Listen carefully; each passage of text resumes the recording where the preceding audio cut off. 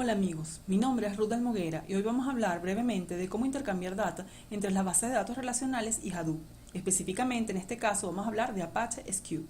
Apache Sqube es una herramienta diseñada para transferir eficientemente datos masivos entre Hadoop y repositorios de datos estructurados. En este video no vamos a intentar cubrir todos los aspectos de Sqube, pero sí tener una idea de cada una de las capacidades de Sqube y entender cómo Sqube encaja en el ecosistema de Hadoop, que viene ya perfectamente configurado en las distribuciones de IBM Big Insight. Vamos a hablar en este video brevemente de qué es Sqube, cuáles son las conexiones de Sqube, cómo es el comando básico de Sqube para hacer un import y cómo es el comando básico de Sqube para hacer un export. ¿Qué es Sqube? Sqube es una herramienta open source del proyecto de Apache que viene de manera gratuita en todas las diferentes distribuciones de IBM Big Insight. Apache Sqube permite transferir grandes cantidades de data entre Hadoop y bases de datos relacionales usando conexiones JDBC. Utiliza el framework MapReduce y para esto Sqube accesa la base de datos de manera que ésta entienda cuál es el esquema de data involucrado en la transferencia de datos. Y entonces Sqube genera una aplicación MapReduce para importar o exportar la data desde o hacia la base de datos. Esto permite que se haga este intercambio de datos de una manera paralela y óptima. Sqube tiene una interfaz de command line para transferir la data. Esta soporta cargas incrementales desde hasta una simple tabla de base de datos o un query, o también con un script que puede ser ejecutado cuando sea necesario para importar las actualizaciones hechas a la base de datos desde el último import. Sqube permite cargar la data en HDFS en varios formatos distintos, como texto, que podría ser texto plano, binario o en formato AVER, Hive, que son tablas, es una base de datos de Hadoop, y HBase, que es una base de datos no SQL, también de Hadoop. Conexiones. La conexión de base de datos Sqube es igual independientemente si se está haciendo un import o un export. Para realizar la conexión se debe especificar siempre cuál es el string de conexión de JDBS a la base de datos que nos queremos conectar, el usuario y el password. Básicamente, un comando de Sqube comenzará como sigue. Siempre se coloca la palabra Sqube, después import o export, dependiendo de qué es lo que queramos hacer. Después viene --connect y el string de conexión JDBC a la base de datos que nos queremos conectar, que en este caso sería JDBC, es una base de datos DB2 que se llama mibasededatos.com, está escuchando por el puesto 50.000 y la base de datos se llama midb, con usuario user y password pass. Todos los comandos de Sqube van a comenzar con estas frases, con estas primeras partes de conexión, y después vendrán otros parámetros que son dependiendo de si vamos a hacer un import o un export. ¿Cómo es el Sqube import? Importar la data desde las tablas de base de datos hacia HDFS. Cada fila en la tabla es tratada por Sqube como un registro por separado. La data puede ser guardada en HDFS en los siguientes formatos: en un archivo de texto, bien separados por coma o por cualquier separador que queramos, en un archivo binario, es decir, un sequence file, en formato AVER, o una tabla HBase o una tabla Hive. La data a importar puede ser todas las filas de una columna de una tabla, es decir, toda la tabla completa, o seleccionar algunas filas, lo cual se hace con un parámetro de where, o solo algunas columnas, o podemos pasarle un query. Cuando le pasamos un query, tenemos la posibilidad de usar cosas avanzadas de base de datos, como por ejemplo los joins. Es decir, no solamente pasamos una tabla, sino ya que podemos hacer los joins y los mismos se van a ejecutar de manera paralela usando MapReduce y va a ser mucho más rápido. Además, todos los imports tienen un parámetro que es --targetDir, que especifica el directorio de HDFS en donde se dejará la data. Si se omite, se creará un directorio con el nombre de la tabla que se está transfiriendo con el import.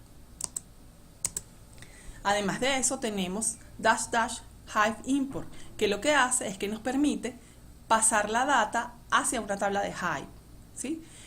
Primero él la copia en HDFS y después hace el import dentro de Hive. En este caso, se le indica a Sqube que debe colocar la data directamente en formato para Hive y la data se carga primero en HDFS y luego en Hive. Si la tabla no existe, Sqube la crea automáticamente dentro de Hive. Cuando se carga data en Hive, se hace append por defecto, es decir, no se sobrescribe la data. Después que el import termina, se puede usar la tabla directamente en Hive como si lo hubiésemos creado en Hadoop.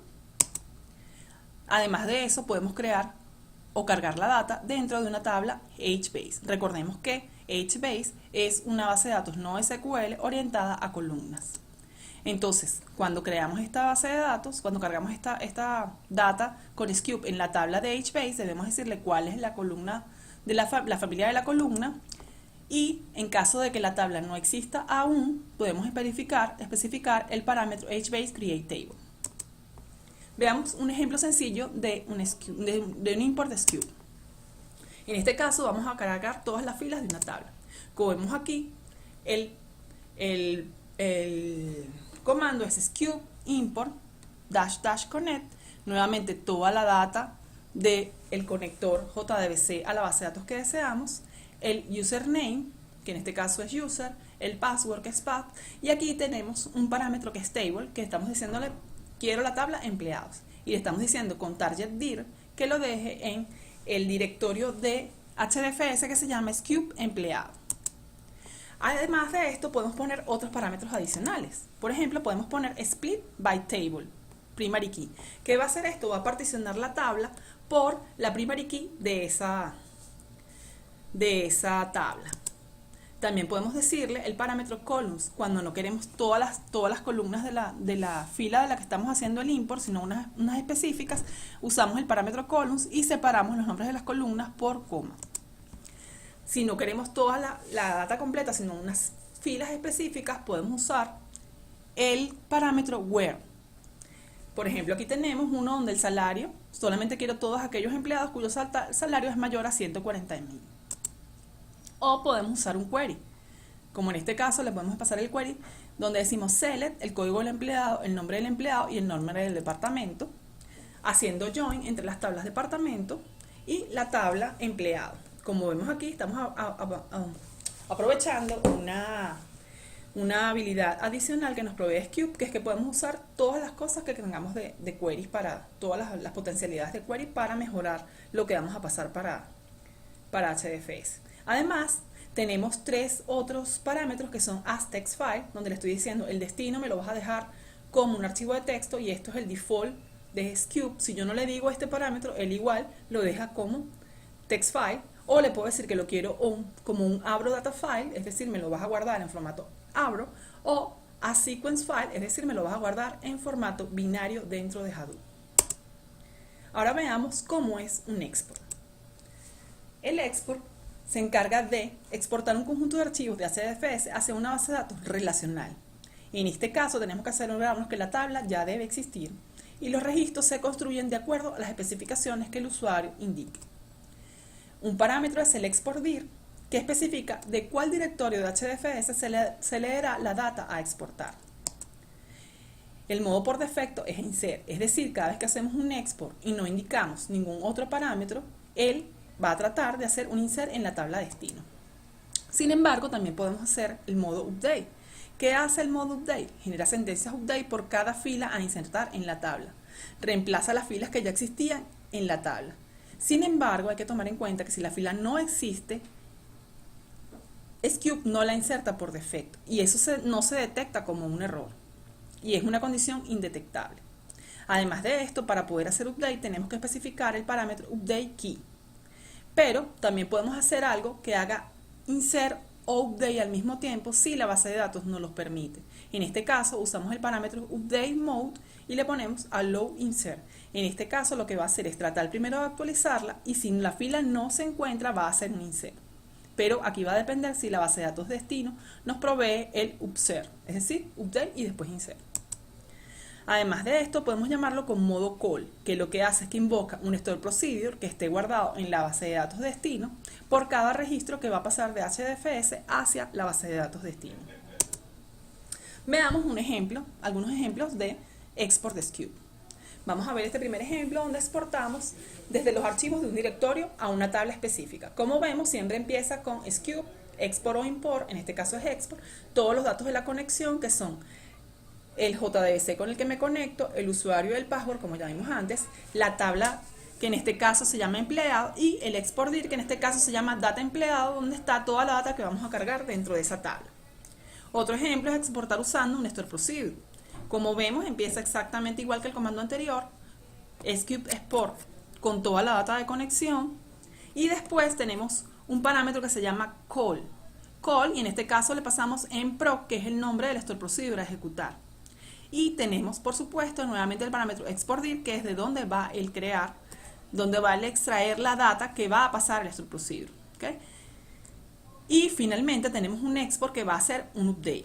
En este caso, igual que antes, siempre empieza sqp export, toda la data de conexión, y en este caso te decimos que es la tabla empleado, el update key es el code empleado, y le decimos que el export dir, es decir, de donde va a sacar la data HDFS, es data empleado. Un tópico importante a hablar en sqp son el nivel de transacciones. Cuando hacemos un export, como estamos incluyendo dentro de una base de datos, tenemos que ver dónde se hace commit o rollback cuando algo falla. Sqp usa una sintaxis de sentencia para hacer múltiples insert en una sola sentencia. Es decir, en una sola sentencia puedo insertar hasta 100 filas por sentencia. Sqp hace commit cada 100 sentencias de insert. Es decir, como son 100 filas por cada insert, y después de cada 100 insert es que hago commit cada 10.000 filas. Cada tarea de MapReduce que el export tiene opera como una transacción separada, es decir, cada uno se va a encargar de hacer los commits. Bueno amigos, esto ha sido todo por hoy. Cualquier pregunta que tengan, por favor déjenla en los comentarios. Gracias.